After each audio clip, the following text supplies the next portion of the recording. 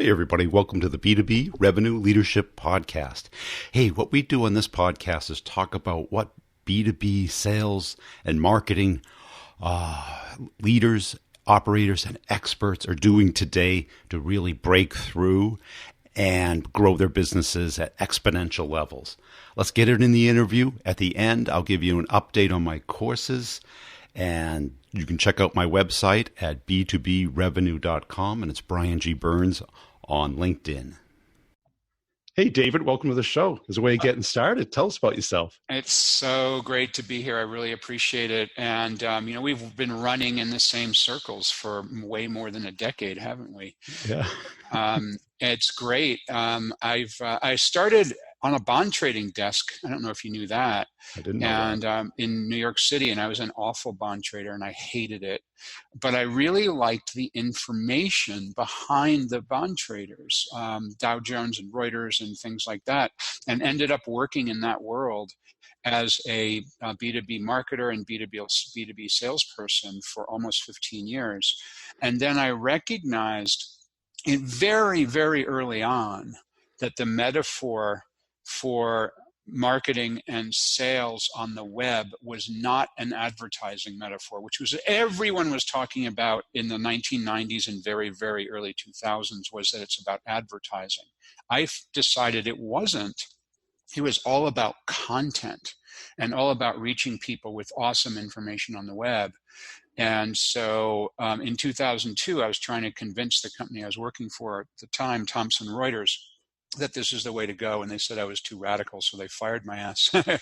And that's when I started on my own thing and started writing and speaking and whatnot about how marketing and sales is about attracting people on this newfangled web machine through content, and then driving them into a process where the selling and the one-on-one happens. And turns out I was kind of right on that. Yeah. So is today your focus speaking and writing, or is it consulting too? Or I do four things. I speak all over the world. I've spoken in 46 countries, all 7 continents, and as we're recording this in 5 days, I'm going to Cartagena, Colombia for a speaking gig. So my world is going to really awesome places. I've done 11 books. And I've actually, unlike a lot of people, actually sell a lot of books. So books are good revenue source. That's unusual for an author. Yeah. Well, it's hard. It's hard because space, yeah. because there's so many books out there. There's a lot of good books out there. And people don't read as much physical books. I mean, even Kindle or audiobooks that they used to. So it's tough. I also serve on advisory boards. I don't do any traditional consulting, trade my time for cash, but I do advisory work for equity. So I think of myself as a VC firm, little tiny VC firm, but rather than trade cash for equity, I'm trading time for equity. And I've had about a dozen companies that I've dug into that way. I've had some nice successes. I was the original advisor to HubSpot back in 2007, and I know you know HubSpot well. And I have been on their advisory board since then, so that's 12 years. And when I joined them, they had beta software, they had no customers, they had 8 employees, and have ridden that wave all the way to where they've got something like 3,000 employees, a bunch of different offices, traded on the New York Stock Exchange, 65,000 customers. And I was on the Eloqua board of advisors before they were sold to Oracle. And I'm on some great companies' advisory boards now. So I really enjoy that work. Keeps me honest. I can't not just sort of some airy-fairy academic up in the white clouds somewhere, but I'm actually able to still make things happen for organizations. So you were pretty influential in this kind of move to content. Do you think we've done it too far? It's still incredibly viable. There's no question about it. It's still, people still go to the search engines to figure out what kind of product and service they can buy in all kinds of markets, whether it's B2B or B2C, or where are you going to send your kid to school, or where do you want to go on vacation, or where do you want to invest money in terms of a nonprofit that you'd like to support. So people are still doing that. People are still engaging in social networks. Twitter is still vitally important, as is LinkedIn and some other of the social networks. But I believe really strongly, and this is coming from the guy that wrote the very first book about this concept, The New Rules of Marketing and PR, that came out way back in 2007. I believe that we've almost become too good at this thing, and that people are just being way too superficial. And, they're sending yet another tweet, yet another LinkedIn connection. They're doing yet another YouTube video. And with the rise of AI and how people are implementing that, we as consumers don't know that if the person we're connecting with is a robot or not.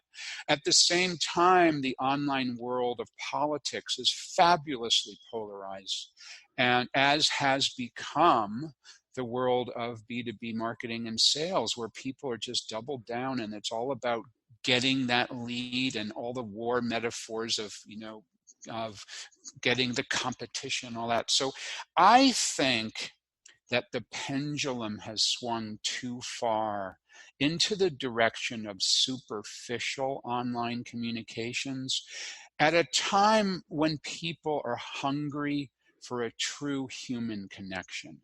And I think what's coming next, and I think so many people I've spoken with are seeing this. They may not articulate it in the same way, but what's coming next is a much more human approach to all business, but especially in this B2B world, where, online's still important. Yes, content's still important. LinkedIn, yes, still important. But ultimately, those human connections, those actual physical connections, are going to be essential for success going forward, I believe, in this crazy world of digital chaos. And that's it. I think this year there was kind of an epiphany that the companies that are having the most success, especially when they're going after a niche market in a new space, mm-hmm. where the brand is unrecognized, right. is that they're doing face-to-face local meetups. Right. Right. But the content's still part of that, right? Oh, yeah. The base. Exactly. It's not either or. Yeah. But I think that there were a lot of us, and I'll raise my hand here, guilty as charged. There were a lot of us who believed that the world was going, I don't know if I would say 100% online, but the vast majority online. And I don't think that's true anymore. So I'll call BS on myself on that one. And I believe now that a combination is essential. Yeah. If you had asked me this 5 years ago, I would have said you're freaking nuts that I would be saying something like that now. But I really do believe that. Well, that's it. Especially, I'm sure you were at Inbound. It's like the conferences are still very well attended. And I've spoken at Inbound every single year, and it keeps getting bigger. Yeah. And you know why? It's because there's 25,000 people, and we're all like-minded. Yeah. We're learning from each other, and the sessions are great, but it's those chance encounters in the hallway, or at the food truck, or sitting next to somebody waiting for a session to start, or in the hotel lobbies, and that's where you meet someone maybe for the first time, or you renew acquaintance with somebody that you've met in the past, and that's incredibly powerful stuff. And and that's what's interesting to me right now. That's something that I've actually researched that now for 5 years, dug in deep on this one to kind of figure out what it is that people can do in order to tap, I call it a fanocracy. So create fans for a business. And it turns out there's a prescription for how to do that. And I think that there's organizations like HubSpot that have done it well, because that event costs them a fortune. And, Right. they sell tickets and all that, but man, they spend a lot of money on that event. And it's not only just money, but there's, 1,000 HubSpotters who devote a lot of time to pull that thing off. So it's a humongous investment, but boy, is it pay off. Yeah, and I think in marketing, I think especially in marketing, we think in personas, Yes, but it's a person, it is. right? I know. Well, and especially in B2B, we think, oh, we're selling to a business. No, we're not. We're selling to people, and people are human, right? And it's like those people have so many things going on in their life, and they have passions, they have interests, they have families, and the more you can weave in those things, which is entirely possible, Yeah. the more you can be successful in going into 2020 and this new decade, because that's what we're searching for. We're searching for how we can do business, but at the same time, be an organization and be a person who is making genuine connections. And I think that part has been missing. And I think we overlooked it. And we have these personas, and we're trying to do webinars. We're trying to do quick phone calls, hire the least expensive people to sell the product, and least experienced too. And all of a sudden we're finding out that effectiveness is a whole lot more important than efficiency. Absolutely. Yeah. And another thing that strikes me is the whole, datafication. I don't know if that's a real word or if I just made it up, but the whole, approach of marketing and sales being numbers driven, I think on one hand is valuable. It's really great to understand, how many prospects do you have, and how many people did you touch on your last campaign, and how many people are in the pipeline, and all, that's all good. But when you do that so much that you kind of forget that behind each one of those numbers is a real breathing person, I think it becomes too much. And it distracts you from the reality, which is what you want is revenue that compounds. Yes. To get that flywheel moving. Yes. Exactly right. A friend of ours would say. as our mutual friend, Mr. Halligan, would say. Yeah, exactly right. Because I think we had this shift where we wanted leads or contacts that enter their information because we didn't know anybody. But today we know everybody. Right. Yeah. So I spent the last 5 years researching what I call a fanocracy, which is the title of my new book, subtitle Turning Fans into Customers and Customers into Fans. And this idea came about because, as we were talking about just a moment ago, I started 5 years ago to recognize that the online thing, while great, it's missing something. And I was just digging around to what is it missing? And I was thinking about my personal life. And I was thinking about the things that I'm incredibly passionate about. So, for example, live music. I've seen 790 live music shows in my life, 75 of them being Grateful Dead concerts. And what I realized is, I love the music, but what I really love is doing that with my friends, being together with like-minded people. And I started to talk to my daughter, Reiko. She was 21 at the time, 5 years ago. She's 26 now, about this. And she said, I know, Daddy, I'm thinking of the same thing. I'm so into Harry Potter. I've read all the books multiple times. I've seen the movies. And she wrote a 90,000-word alternative ending to the Harry Potter series where Draco Malfoy is a spy for the Order of the Phoenix, and put that up on a fan fiction site that was viewed by thousands of people, read by thousands of people, commented on by hundreds of people. And she said, Daddy, I dig in deep to Harry Potter. I dig in deep to Comic-Con. I get dressed up every year with my friends.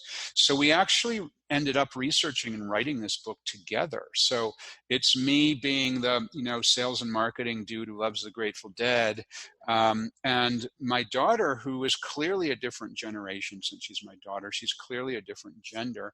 She's mixed race, and she has way different fandoms than me. And she did a neuroscience degree at Columbia and is now in the final year of medical school. So she comes at it from a neuroscience background. So we researched why people become fans, both from a neuroscience perspective as well as good old-fashioned asking what's going on and learning the reasons. And then we created a prescription for how any kind of organization, including B2B companies, can develop fans. And it's really all about what we've been talking about. It's a human connection. And I think people overlook that neuroscience component of it. And that's been a fascination of mine for at least the last year. Oh, has it? Yeah, me too.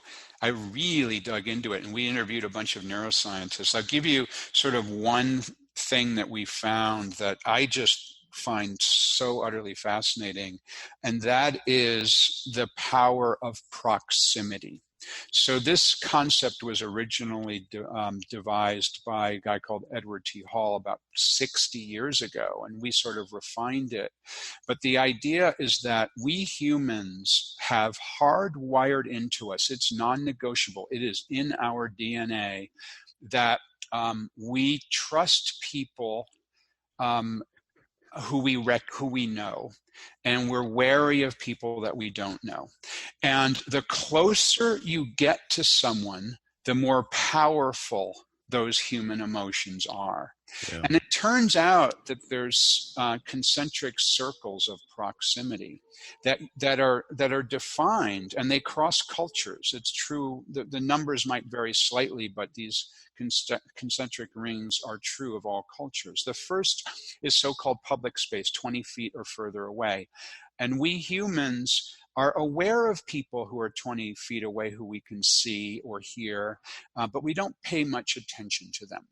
When they get closer than 20 feet to about 4 feet, that's called social space. That's like when you walk into a room and you immediately, unconsciously, many times, scan the room. Do I know anyone here? Is there any danger here? When someone gets within 4 feet up to about 1.5 feet, that's called personal space. That's cocktail party distance. And then intimate space is 1.5 feet or closer. That's reserved for very close friends and family members. So it turns out that when you trust someone, if you can get them into your personal space or social space, that human connection becomes incredibly strong. Yeah. But if you don't trust someone, you feel wary. That's why you feel wary in an elevator, because you don't know those people. It's a hardwired thing in our brain. Or airplane, yeah. Or an airplane, or subway or whatever. But once you know someone, that connection is really powerful. So that's why something like an event, for example, HubSpot Inbound, but any event which B2B companies can put on, those events are incredibly powerful because you're in close proximity with like-minded people. And as humans, we naturally assume that those people are friendly because we're in the same, essentially, tribe as them as part of this conference. So it's really, really powerful from a neuroscience perspective to figure out ways in this world of digital sales and marketing to have actual physical connections with people, whether that's doing a tour or doing meetups or inviting people to your offices or good old-fashioned lunches with people. God forbid. I mean, maybe we'll bring back the 3 martini lunch, right? But those things are powerful. And it comes down to neuroscience. I'll take this one step further, and that is people will say to me, yeah, but David, we run a global business, or we have a business where our customers are scattered all over the country. We can't possibly have physical connections with all of them. We don't run that kind of business. And in the consumer space, people will say, well, gee, I sell whatever it is, batteries. How can I possibly do that? Well, it turns out that something called mirror neurons, which is another neuroscience thing we dug into, helps with that. So mirror neurons are this interesting part of your brain that fires when you see somebody else doing something. And it fires in your brain as if you were doing it yourself. So if I take a bite of a lemon, oh my gosh, I can taste really tartness. My eyes scrunch up. My mouth begins to water instantly. My face puckers a little bit, and it's hard to talk because it's so powerful, that lemon. You may have felt that too, just by me describing it. You may have had a little bit of saliva secreted because I was just talking about it. That's mirror neurons at work. So what that means is that if you film videos or take photographs and use those on social networks, or put up YouTube videos or whatever it might be, or do webinars where you are framed in such a way on the camera so that you are in the personal space of the people on the other side of the screen, people naturally, through mirror neurons, believe that you are actually physically near them. That's one reason why we feel we know movie stars even though we've never met them, or we might cry at a movie when something's sad because we feel empathy for the person on the other side of the screen. And that means that as B2B marketers and salespeople, the more we can use video but cropped in a certain way, or the more we can use images cropped in a certain way, the closer we can get to our customers. I know I've been riffing for a long time, but I just love the neuroscience aspect about how we can do these things. I think people stay way too high on the logic and the analysis and the ROI, and that's part of it, but it's people. Yes. Yeah. It's real simple, right? Right. And when you get that know, like, and trust through either an influencer or a face of the brand or a face of the company or a celebrity, and it's clear why that works. It does. And that's why you can have people who work for companies who, in the hierarchy of the company, they're fairly low. They might be a junior marketing person, but they're so good at relating to customers through video that they all of a sudden, why in the world does Emily in marketing have 10,000 Twitter followers? Well, it's because they are the human voice of the brand, and that person. And so my daughter Reiko and I spent 5 years researching. We spent 2 years writing, and Tony Robbins wrote the foreword to the book. It's some really nice endorsements from people like Seth Godin. And we kick off the book. The very first story is how I met Brian Halligan. Who's the CEO of HubSpot, as you well know. And the way we met is that he invited me to his office to have a chat. And a couple of his colleagues were there, and I walked in. I'd never met the man. This was 2007. Never met the man. And in the first minute that I walked in, I pulled out my MacBook Pro. I opened up my computer, and there are stickers on the back of my computer. And he goes, wait, we can't start this meeting until you tell me about the stickers on the back of your computer. So I had a Nantucket sticker, and I said, I've got a house in Nantucket. I love it. I'd go there all the time. And he goes, I go there every summer too. And what about the Japan sticker, Brian says? And I lived in Japan for 7 years. My wife Yukari is Japanese. I love Japan, very important to my life. He goes, I lived in Japan too. What about that Grateful Dead sticker on your computer? And I said, well, I love the Grateful Dead. They're my favorite band. I've been to like 50 concerts. Brian says I've seen the Grateful Dead 100 times. And he said to me, now we're into the second minute that we've known one another, right? He says to me, it's like we're long lost brothers. We both saw the future of marketing really early. We both are into the Grateful Dead in Nantucket in Japan. This is crazy. And since then, we've become really close friends. I've probably gone to 100 live concerts with him, including probably 30 other Grateful Dead concerts since then. We've been to Nantucket together a couple of times, and I was invited to give a speech when HubSpot opened its office in Japan. So this idea of how we share our passions outside of work with people in a work environment are really, really, really powerful for B2B sales and marketing. And Brian, within a week, invited me to be the founding member of the HubSpot Advisory Board, which I'm still on. And all of us have stories like this, where we met somebody around a passion we share.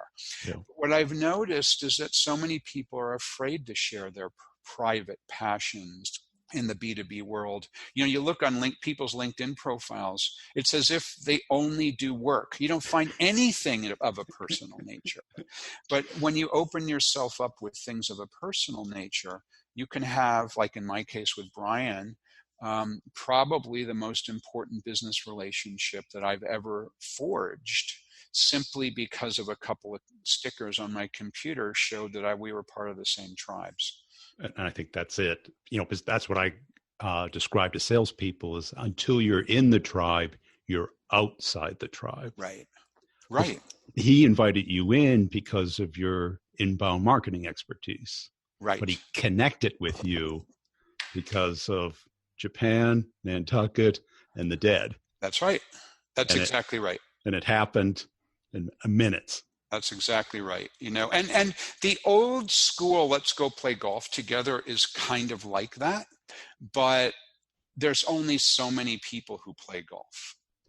And so I'm arguing, and this is a really important part of this book, Fanocracy, that we wrote. I'm arguing that the more you show the things you're passionate about, even if they're obscure or strange, or outside the mainstream, the more people are likely to bond with you because they also showcase their passion. And even if you don't share the same passion, I'm really into music, but I can totally relate to someone who's really into gardening or birds or something else because I understand passion. Yeah. Now, tell us about the book. What would people get out of it after they read it? So it's a lot of what we've been talking about. We looked at all of the different ways that all kinds of organizations, and certainly including B2B companies, can develop fans and do business in a more human way. And not that online is going away, but put it in combination with online, it becomes incredibly powerful. And there's 10 prescriptions. One of them is proximity, which I just shared. Another one is passion, which I just shared. But 10 prescriptions, all simple and easy to implement for how you can develop fans. And the ultimate manifestation of developing fans, in my mind, is, are people willing to share a manifestation of that by virtue of, for example, wearing a logo t-shirt of your company, putting a ball cap on with a logo of your company, or putting a sticker on your computer with the logo of your company. And we all know, because we've all seen it, that people will do that of a B2B company.